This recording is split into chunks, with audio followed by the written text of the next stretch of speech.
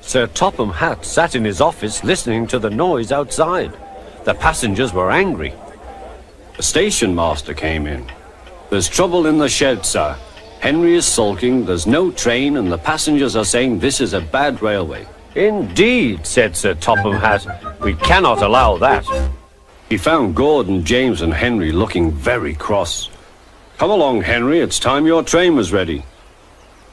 "Henry's not going," said Gordon. "We won't shunt like little tank engines. That was Thomas's job. We are important tender engines.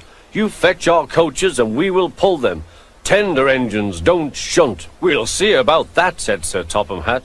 "No engine on my railway is too important for small jobs." And he hurried away to find Edward.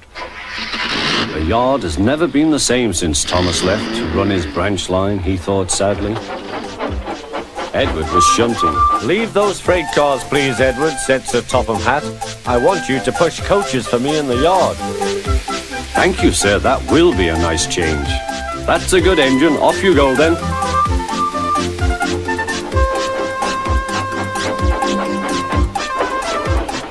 So Edward found coaches for the 3 engines, and that day the trains ran as usual.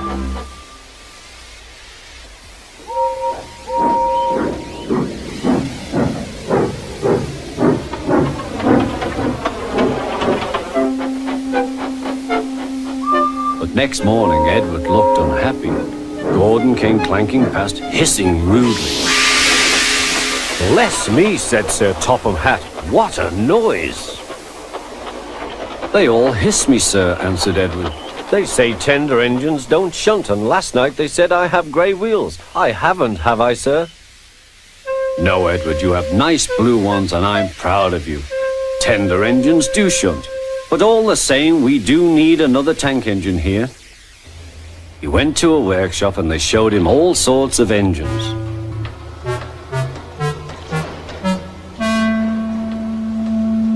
At last he saw a smart little green engine with 4 wheels.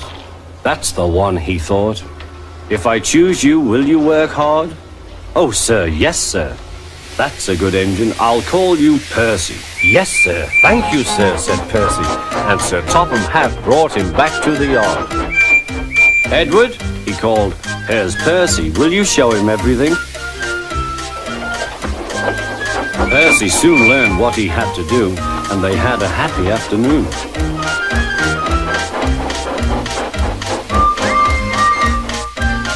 Then Henry came by, hissing as usual.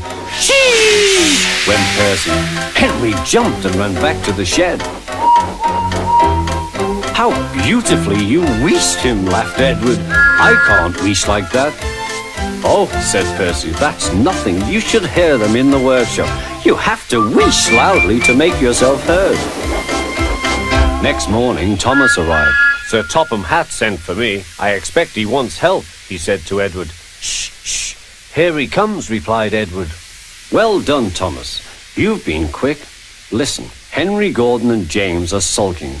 They say they won't shunt like little tank engines. So I have shut them up, and I want you both to run the line for a while." "Little tank engines, indeed," snorted Thomas. "We'll show them." "And Percy will help too." "Oh, sir, yes, sir. Please, sir," answered Percy. Edward and Thomas worked the main line, greeting each other as they passed by. Percy puffed along the branch line. Thomas was anxious about Annie and Clarabel, but both driver and conductor promised to take care of them. There were fewer trains, but the passengers didn't mind. They knew the 3 other engines were having a lesson.